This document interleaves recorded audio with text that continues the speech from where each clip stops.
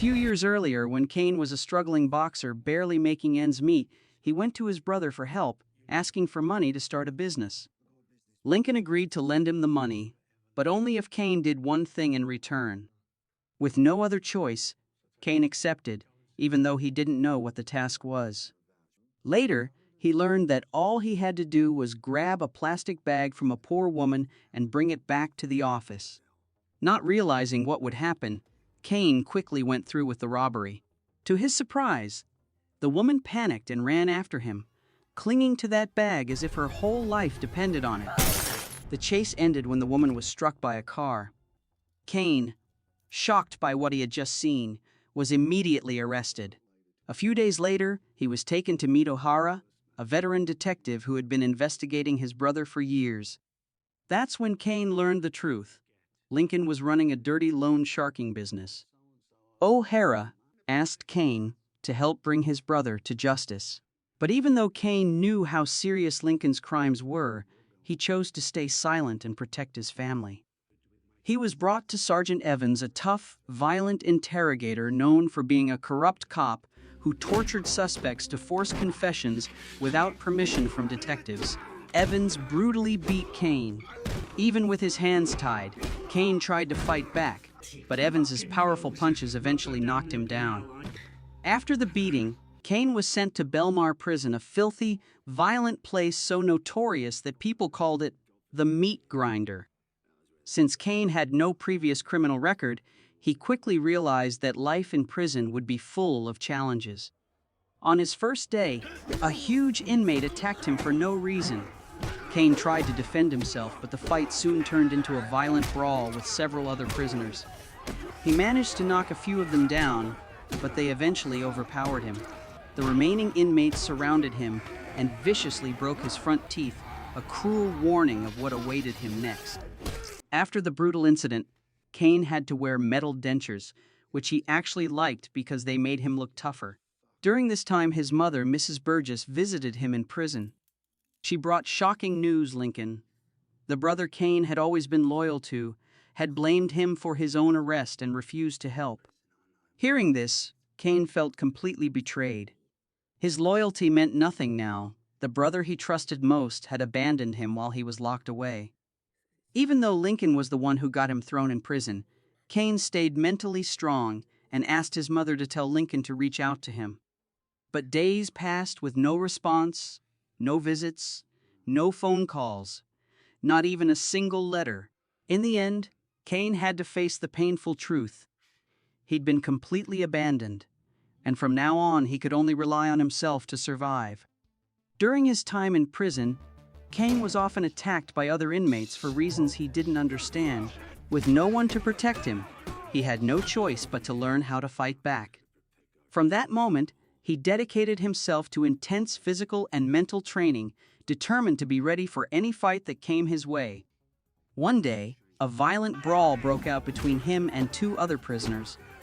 Thanks to his relentless training, Kane quickly defeated the two attackers with just a few strong punches. As he caught his breath and felt a brief sense of victory, a shocking truth came out. One of the beaten inmates revealed that Kane's own brother had placed a 20,000 pounds bounty on his head. Every attack he had suffered in prison had been because of that betrayal. When Kane heard the news, he was furious. Now he had a clear reason to keep fighting.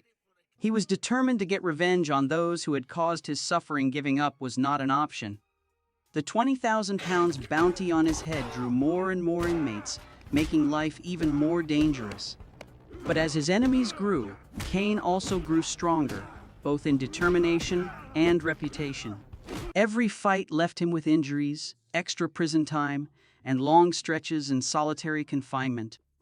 The inmates tried every way to take Kane down, even using a flammable chemical called napalm, made in the prison, which badly burned part of his face. Over time, Kane became a fierce, almost unrecognizable version of himself, driven only by the need to survive. In that state, he lost all compassion for anyone. Even the prison guards were afraid of Kane, and some of them were seriously injured because of him. During his 3 years in prison, Kane faced many harsh days. Then one day, his mother visited with heartbreaking news She had pancreatic cancer and didn't have much time left. Overwhelmed, Kane couldn't bring himself to tell her about Lincoln's terrible crimes, knowing that right now he was the only person she could lean on. As time went on, Mrs. Burgess's health got worse. While Kane was recovering in the hospital after a violent fight, Detective O'Hara came to see him. During their meeting, Kane learned the shocking truth. Sergeant Evans, the corrupt officer who had brutally tortured him, was actually working for Lincoln as his undercover henchman. Detective O'Hara told Kane that once he discovered the truth, he had fired Evans and realized that Lincoln was planning to kill Kane. O'Hara urged Kane to help bring Lincoln to justice. This time, Kane agreed to share the information, but only if he could see his mother one last time before she died. Under heavy security, Kane was escorted to the hospital to visit his dying mother. When Kane reached his mother's bedside, he saw that she had just passed away. If he had arrived a little earlier, he could have said goodbye. On the elevator, he suddenly attacked the guards who were escorting him. Kane attacked so quickly and violently that the guards didn't have time to defend themselves, and one by one, they fell unconscious on the elevator floor. Right after, he ran out the hospital's back door and managed to escape. In the next scene, Kane tries to enter a private bar, but is stopped by the security guards. After a few quick hand-to-hand fights, Kane easily defeated the guards and entered the bar. Inside, he met an arrogant bartender named Bez and introduced himself as a member, then ordered a large beer. As he drank, Kane quietly listened to a conversation happening among a group of people sitting across the bar. The group was part of a gang that had slowed down its activities after a member named Rook was killed, and their accountant mysteriously disappeared. Ton, who had witnessed Rook's death, started to tell the story from his point of view. He explained that during a drug deal at their usual spot, they noticed a stranger standing nearby, quietly watching them from the shadows. While Ton was busy with a customer, Rook went up to the stranger to find out why he was watching them. When the stranger didn't respond, Rook grew impatient and raised his fist to punch. Suddenly, an axe swung down, cutting off his arm and knocking him to the ground. Ton said that after seeing Rook get killed, he had bravely chased the murderer, forcing him to run away. Kane, however, reacted with contempt. He laughed loudly, clearly doubting Ton's story, and said Ton wasn't strong enough to scare anyone. Kane claimed that it was actually Ton who had panicked and run after Rook was killed. Angered by the accusation, Ton strongly denied it and started making threats. The gang quickly gathered around Ton, ready to fight. But when Kane revealed that he was the psychopathic killer they had been talking about, everyone froze in shock. Bez immediately demanded that Kane leave her bar. Just then, the guards Kane had knocked out earlier woke up and rushed in to attack him. Kane quickly overpowered them. Pulling out a double-barreled pistol, he didn't need to say anything, just showing the weapon made it clear how dangerous the situation had become. Kane almost defeated the entire gang, forcing them to reveal the location of their boss Lincoln, a corrupt businessman who had made his fortune through illegal deals. Lincoln was Kane's own brother.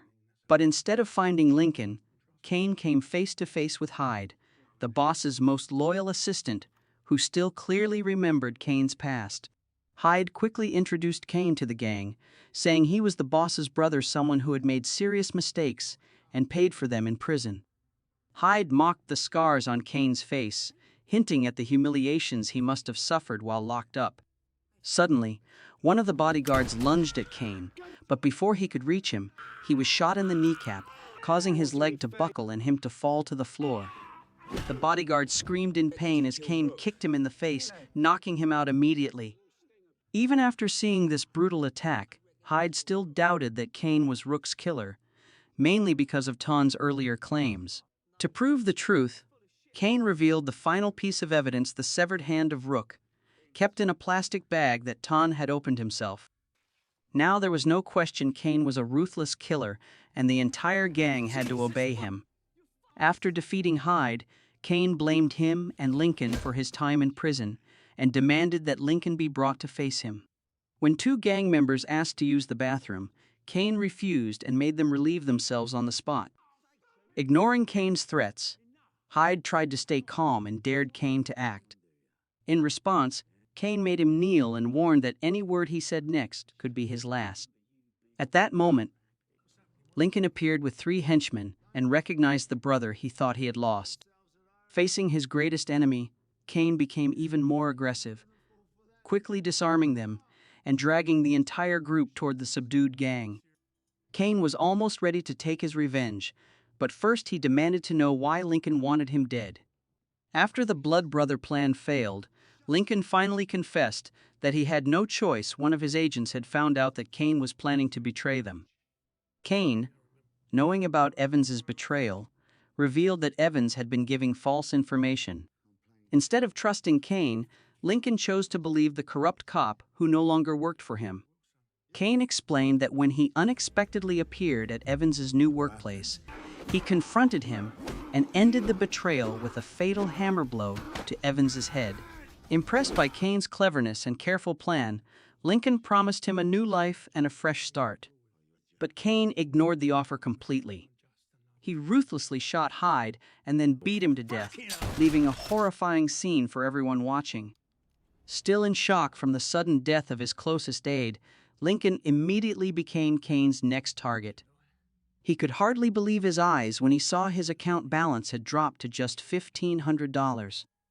It was clear that after escaping, Kane hadn't stopped at Evans' workplace. He had also gone after Stokes. During their confrontation, Stokes tried to threaten Kane with a handgun, but Kane laughed it off and easily disarmed him. To save himself, Stokes agreed to all of Kane's demands. He transferred his entire $2.2 million account to help the families harmed by Lincoln's illegal loan operations. Lincoln was now left with only his loyal gang. He thought Kane was at a disadvantage that night because of limited ammo. Kane had only 2 bullets left, while Lincoln and his crew had 10 in total. However, Kane only needed 1 bullet, and he was saving it for Lincoln. When Lincoln saw Bez getting ready to attack Kane from behind, he kept talking to distract him. While Kane was briefly distracted by his brother's words, Bez smashed a bottle over his head.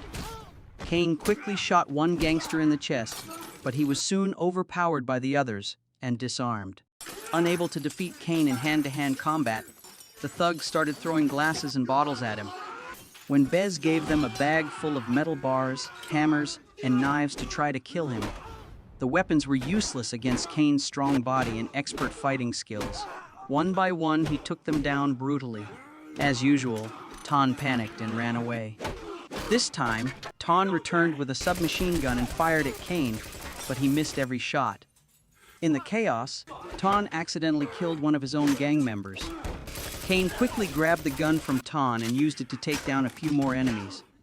Even as the remaining gang members kept attacking him with stones, punches, and knives, Kane stood his ground. One by one, the gang members were brutally killed. Some had their arms broken and were slammed into their heads. Others were bitten on the neck like vampires, and one was stabbed repeatedly in the throat. In the end, only Bez, Lincoln, and Kane were left standing. Lincoln made it clear without hesitation that he didn't care whether Kane planned to expose him or not. Lincoln had put a bounty on Kane's head because Kane had hurt his reputation with their allies. When Lincoln revealed the truth and tried to shoot him, he was shocked to find the gun empty. Kane laughed, quietly relieved that he hadn't fallen for Lincoln's tricks. Refusing to give up, Lincoln charged at Kane, trying to stab him with the knife Bez had handed him. The fierce knife fight ended with Lincoln getting what he deserved. He was stabbed by his own brother. Kane, who never wanted to kill anyone, not even a woman or a rat that had ever threatened him, let Bez leave with the bodies of those she had loyally served all her life. In the end, the image of one of Lincoln's victims appeared. It was surprising to see Kane's account balance, showing that he had partially made up for his older brother's mistakes.